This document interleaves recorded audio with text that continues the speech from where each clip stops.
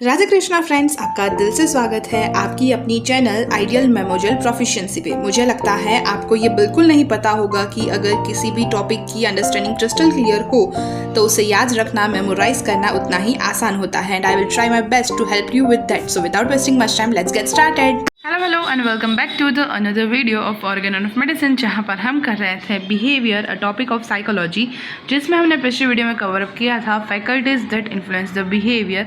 सो उसमें हमने कौन कौन से टॉपिक को कवर अप किया था उसकी फटाफट से हेडिंग्स को पढ़ लेते हैं। Learning and behaviour, personality and behaviour, memory and behavior, motives and behavior, attitude and behavior, emotions and behavior, hereditary environment and behavior, endocrine system and behavior, and nervous system and behavior. So आज की video से हम करने जा रहे हैं types of behavioural conditioning. तो behavioural conditioning क्या है और उसके कितने टाइप्स हैं, ये देखो। Behavioural conditioning is a process where learning occurs through interaction with the environment, shaping behaviour by associating them with specific consequences. It involves two main types, classical and operant conditioning. Classical conditioning involves associated a neutral stimulus with an unconditioning stimulus to elicit a conditioned response, while operant conditioning focuses on how behavior can be influenced by rewards and punishment.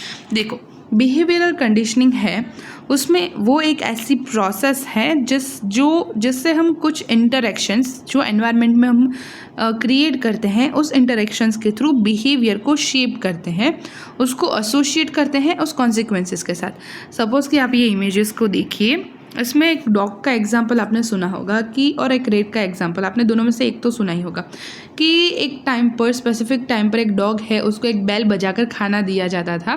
तो कुछ समय के बाद उस bell की आवाज़ से ही उस डॉग के मुंह में पानी आने लगता था कि अब मुझे खाना मिलेगा। फिर कुछ टाइम बाद उस बेल बजाने के बाद, खाना ना देने के बाद भी उसके मुंह में पानी आता था। मतलब ये एक एक्सपेरिमेंट है। फिर एक रेट वाला एक्सपेरिमेंट था, वो भी कुछ ऐसा ही था, अगर आप जानना चाहते हैं। सो उसमें वो था ऑपरेंट कंडीशनिंग का वो था ऑपरेंट कंडीशनिंग का एग्जाम्पल, और ये है क्लासिकल कंडीशनिंग का एग्जाम्पल। मतलब रेट में क्या किया था, वहाँ पर हमने कुछ रिवॉर्ड्स और वो वाले सिस्टम, मतलब देखो मैं बता ही देती हूँ शॉर्ट में, कि एक दो बटन्स थे, एक रेट को एक केज में रख दिया, दो बटन्स थे, एक बटन अगर रेट दबाता था तो उसको रिवॉर्ड मिलता था, खाना मिलता था, और एक बटन अगर वो दबाता था तो उसको शॉक लगता था। तो वो रेट बार बार उसी बटन को दबाता था जिससे उसको रिवॉर्ड मिलता था। तो ये हो गई उसकी ऑपरेंट कंडीशनिंग वाली एग्जाम्पल। तो ये दो एग्जाम्पल्स है, यानी बिहेवियरल कंडीशनिंग, यानी किस तरीके से हम बिहेवियर को कंडीशनिंग करके उसको एक तरीके से सेट करते हैं, वो चीज़ें। देखो यहाँ पर भी दो एग्जाम्पल दिए हैं। सबसे पहले तो classical conditioning, it is a technique used in behaviour training which a naturally occurring stimulus is paired with a response।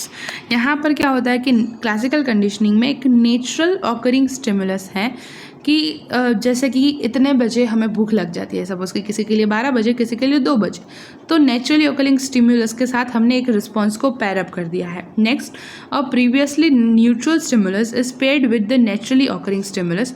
फिर एक प्रीवियसली न्यूट्रल स्टिमुलस है, उसको इस नेचुरली ऑकरिंग स्टिमुलस के साथ हमने पेयर कर दिया, जैसे मैंने खाने वाला एग्जाम्पल दिया वैसे ही। Eventually the previously neutral stimulus comes to evoke the response without the presence of naturally occurring stimulus. एक टाइम बाद ऐसा होगा कि प्रीवियसली न्यूट्रल स्टिमुलस है वो आ जाएगा, मतलब 12 बजे हमें भूख लग जाएगी विदाउट सीइंग द फूड। 12 बजे हम खाना देखते थे, हमें भूख लगती थी, लेकिन एक टाइम ऐसा आएगा जब खाना नहीं है फिर भी हमें 12 बजे भूख लग रही है। So it will evoke the response without the present of naturally occurring stimulus. The two elements are then known as a conditioned stimulus and the conditioned response। मतलब कि conditioned stimulus है और उसकी वजह से conditioned response आ रहा है। ये एग्जाम्पल हो गया क्लासिकल कंडीशनिंग का एग्जाम्पल, जो हमने देखा अभी डॉग वाला एग्जाम्पल, उससे आप कोरिलेट करो, वही चीज़ मैंने यहाँ पर बताई। दूसरा है operant conditioning. Operant conditioning, sometimes referred to as instrumental conditioning।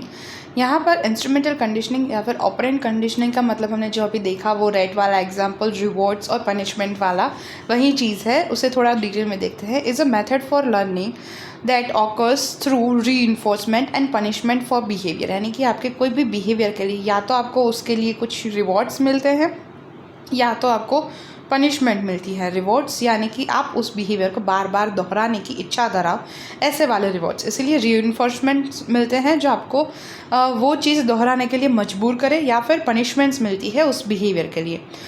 Through operant conditioning and association is made between a behaviour and a consequence for that behaviour. मतलब इसके लिए एक इस कंडीशनिंग के लिए एक एसोसिएशन, एक रिलेशन बिल्ड किया जाता है एक बिहेवियर का और उससे रिलेटेड कुछ कॉन्सिक्वेंस का और उस बिहेवियर का। When a desirable result follows an action, the behavior becomes more likely to occur again in the future। मतलब जब आपको at the end desirable result, मतलब जैसा आप चाहते हो या फिर आपको अच्छा लगे ऐसा desirable result मिले, तो वो एक्शन को आप इन फ्यूचर में भी दोहराओ, ऐसी कंडीशंस हो सकती है। Responses followed by adverse outcomes on the other hand becomes less likely to happen again in the future। और ऐसे responses जिसकी वजह से adverse outcomes आते हैं, जो outcomes आपके लिए नहीं बने हैं, adverse है, सो दूसरे हैंड पे ऐसा कम होता है कि आप उस सेम चीज़ को फ्यूचर में दोहराओ। अब ये बात हमने यहाँ पर की classical conditioning and operant conditioning. This are the two types of behavioural conditioning. अब देखते हैं behavioural therapy. It is based on learning principle. तो बिहेवियरल थेरापी है वो लर्निंग प्रिंसिपल पे बेस्ड है। It's aim is to change the maladaptive behaviour. मतलब जो आपने गलत बिहेवियर पकड़ लिया है, उस बिहेवियर को छुड़ाने के लिए या फिर चेंज करने के लिए वो इसका मेन एम है, मेन गोल है बिहेवियरल थेरापी का। The procedure are used according to environment and problems. जो प्रोसीजर है बिहेवियरल थेरापी की, वो आपके एनवायरनमेंट या फिर आपकी प्रॉब्लम्स के अकॉर्डिंगली यूज़ हो सकती है। सबसे पहले तो classical conditioning techniques. Classical conditioning क्या है? डॉग एंड घंटी वाला एग्जाम्पल, या फिर हमने खाना देखा भूख लगी 12 बजे वाला एग्जाम्पल जो मैंने दिया था वो है क्लासिकल कंडीशनिंग टेक्निक। तो उससे हम कैसे थेरापी को कंटिन्यू करेंगे? तो सबसे पहले systemic desensitization, useful in cases fear, anxiety to appear in examination, apprehension, etc. Flooding to get rid of fear of heights, etc. देखो, सबसे पहले तो सिस्टमिक डिसेंसिटाइजेशन मतलब डिसेंसिटाइजेशन मतलब क्या है? तो इसमें क्लासिकल कंडीशनिंग है, तो किसी चीज़ को हम किसी चीज़ के साथ जोड़ेंगे और फिर उसको बदलेंगे। तो यहाँ पर ये सब किसके साथ होगा? जैसे कि किसी को बहुत ज़्यादा डर है, तो उससे उस डर वाले माहौल में ले जाकर उसे फील कराया जाएगा कि डरने वाली कोई बात नहीं है। जैसा मुझे समझ में आ रहा है वैसा मैं आपको बता रही हूँ। Anxiety to appear in exam. So anxiety है एग्ज़ाम में अपीयर करने की, तो उस एक सिस्टमिक वे से उस फियर से, उस एंजाइटी से आप बाहर निकल सको। आपको वो सेंसेशंस वहाँ पर जो पहले फ़ील हो रहे थे फियर एंजाइटी के, वो वहाँ पर फिर से फील ना हो, उसके लिए यहाँ पर कोशिश की जाती है, अप्रीहेंशंस हैं। सो ये कुछ एग्जाम्पल है जिसके लिए सिस्टमिक डिसेंसिटाइजेशन वाली टेक्निक यूज़ की जाती है। फिर दूसरा है फ्लडिंग, यानी किसी भी चीज़ को बार बार इतनी बार दोहरा लो कि फिर उसका डर चला जाए, जैसे कि किसी को हाइट का डर है। फिर है average therapy, aversion therapy specially in case of alcohol, tobacco, drug abuse etcetera. तो इन सब चीज़ों में कुछ ऐसा किया जाएगा जिससे इन सारी चीज़ों से उनको एवर्जन हो जाए। May be this is one of the technique जो मुझे समझ में आई। एवर्जन थेरापी का मतलब हो सकता है कि ये हो कि अल्कोहल, टोबैको या ड्रग एब्यूज़ से उसको एवर्जन हो जाए, ऐसा कुछ करना।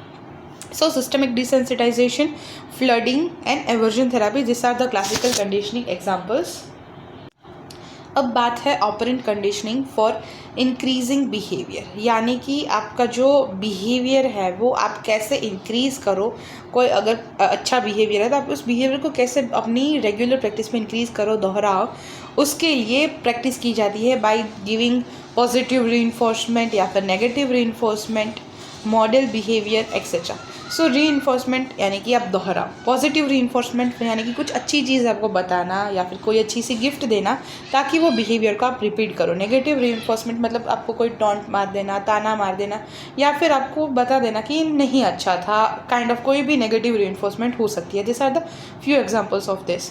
सो मॉडल बिहेवियर की अच्छा बिहेवियर नहीं है तो आप उस बिहेवियर को मॉडल बिहेवियरिंग मतलब कि मे बी कुछ ऐसा बिहेवियर जिसको आप डिस्क्राइब कर सको। I don't know exactly what does it mean, so I will research it and then tell you again with more clarification.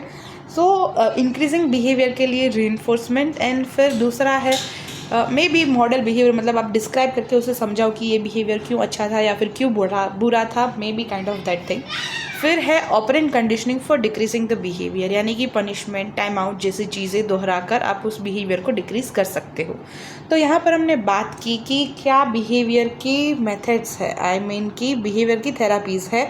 उसमें दो मेथड्स थी। क्लासिकल कंडीशनिंग टेक्निक जिसमें systemic desensitization, flooding and aversion therapy, और फिर थी operand थेरापीज़ जिसमें increase करने के लिए और डिक्रीज़ करने के लिए, और उसके कुछ एग्जांपल्स। सो नेक्स्ट वीडियो से हम नेक्स्ट टॉपिक को स्टार्ट करेंगे। आज की वीडियो में बस इतना ही। होप ये वीडियो आपको अच्छी लगी होगी। मिलते हैं नेक्स्ट वीडियो में, तब तक के लिए ta-ta, see you, bye bye and take care. Thank you so much guys for watching this video till now. Also give your valuable feedbacks and suggestions in comment section, और हाँ, like करना, share करना and subscribe करना गलती से भी मत भूलना। Stay tuned, take care. मिलते हैं नेक्स्ट वीडियो में, तब तक के लिए टाटा, बाय बाय।